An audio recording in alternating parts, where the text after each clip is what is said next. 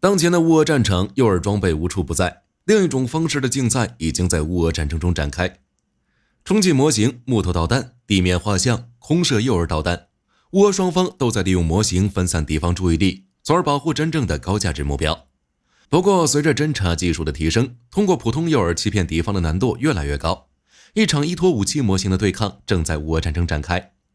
那么这些诱饵是如何欺骗对方的？当前的乌俄战场又有哪些诱饵装备可以以假乱真？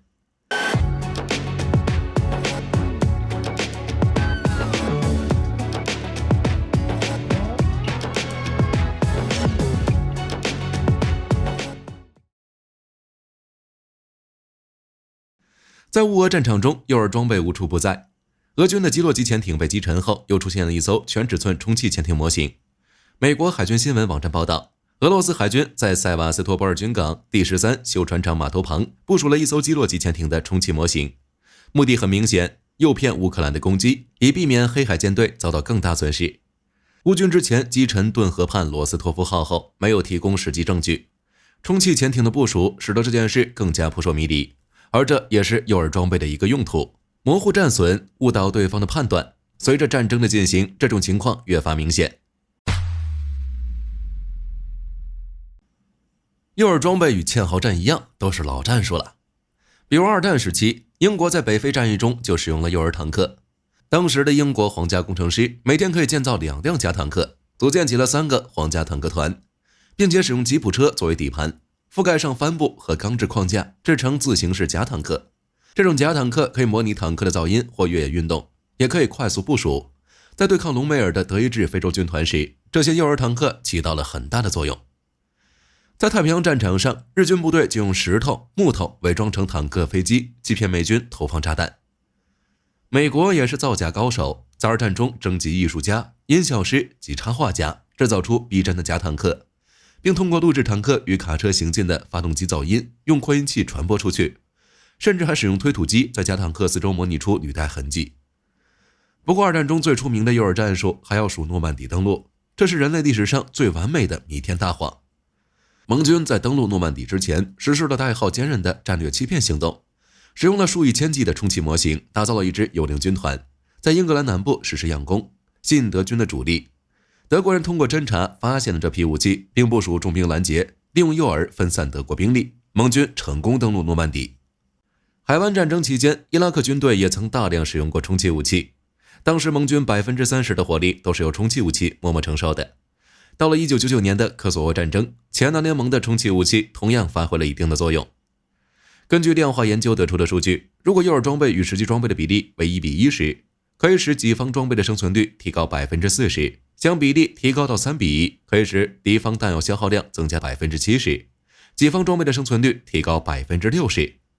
当然，在实际作战时很难大规模使用诱饵装备，但是在小范围内加以运用，效果十分明显。就比如乌俄战场上的假海马斯。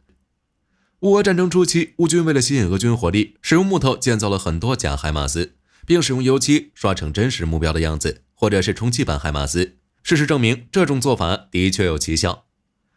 2022年夏季，俄罗斯声称摧毁了44辆海马斯，事实上，美国当时仅提供了16辆，俄军摧毁的数量比乌军拥有的都多，可见战报里面的水分。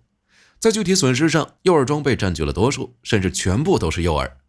除了海马斯之外，爱国者防空系统、坦克、米格29等重要装备也有类似的仿真模型。此外，乌军的人体模型也曾立下大功。在战场上使用人体模型，最直接的好处就是减少士兵伤亡，其次就是扰乱敌方的兵力部署。这些诱饵部队可以吸引敌军的注意力，为己方赢得调整部署、转移阵地的时间。乌军最成功的案例就是2002年的哈尔科夫战役。在巴赫穆特攻防战中，乌军还将穿有制服的人体模型摆在战壕旁边，诱骗俄军狙击手开枪。在对克里米亚等地发动导弹袭击时，乌军还使用了美军提供的 ADM-165 空射诱饵弹，迷惑俄军防空火力，负责掩护打击的巡航导弹。甚至说 F-16 的充气装备也已经出现。在8月22日丹麦工业日国防展览会上，捷克英弗莱科技公司就推出了一款 F-16 的充气版，上面还印有乌克兰空军的标志。而就在几周前，第一批真正的 F-16 已经抵达乌克兰。在欧洲这边，英弗莱科技公司属于诱饵装备领域的专家，可以生产30多种不同的军用充气武器。除了各种坦克、装甲车、火炮和防空系统外，还有其他类型飞机的全尺寸模型，包括苏-27、俄罗斯的苏-30以及美国的 UH-60黑鹰直升机。截至2023年3月，业务量比上一年增长了 30% 以上，预计至少在未来3到5年内继续保持2位数的业务增长。不过，这些充气版的 F-16是否会运往乌克兰，暂时还不清楚。火力军的看法是会。2023年春季的时候，英弗莱科技公司就承认每月生产大约35个充气版海马斯，并提供给乌克兰。对于诱饵装备，俄军的态度也是如此。在2020年国家军备计划中，俄罗斯国防部就已经明确表示采购充气武器。该计划甚至将采购伪装和仿真装备作为一个单独的章节，可见其重视程度。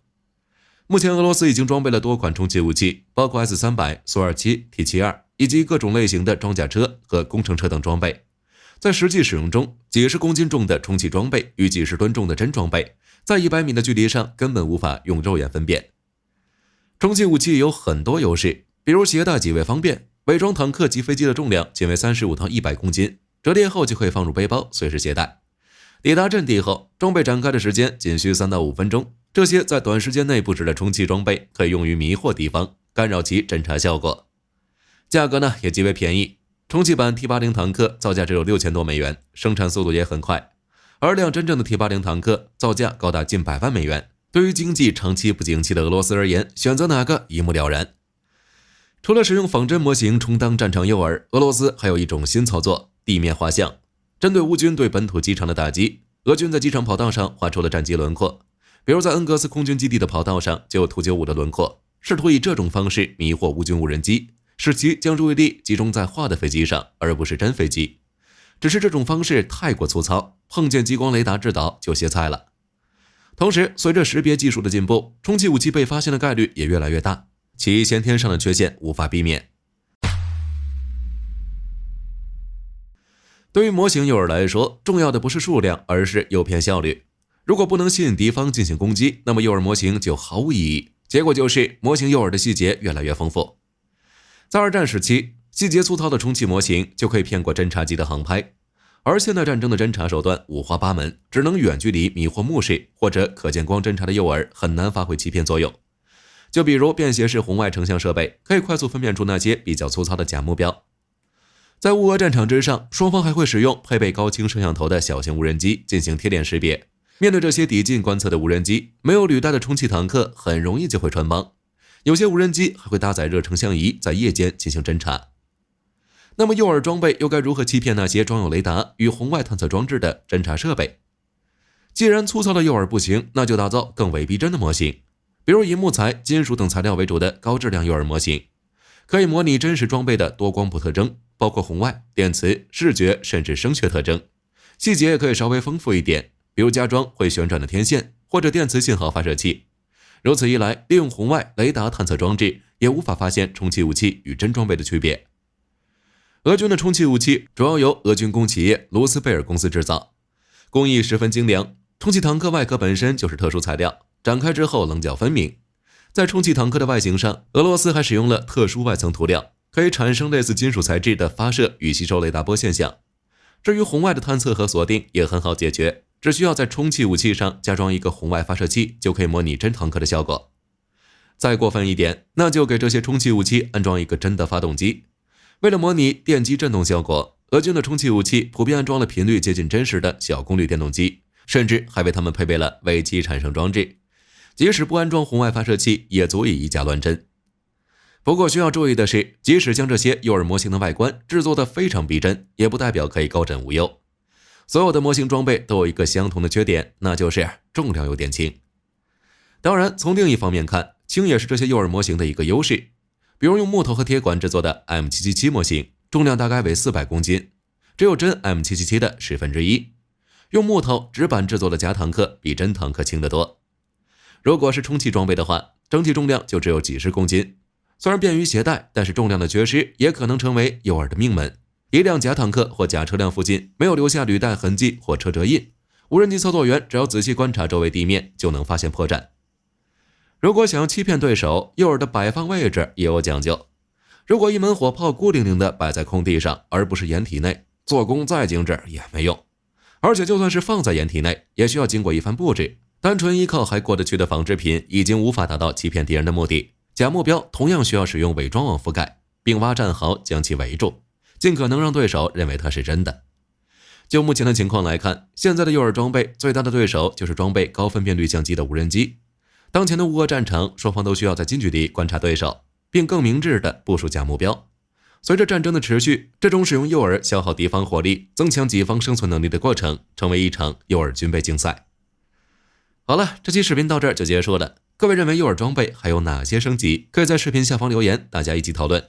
我是火力军，下期见。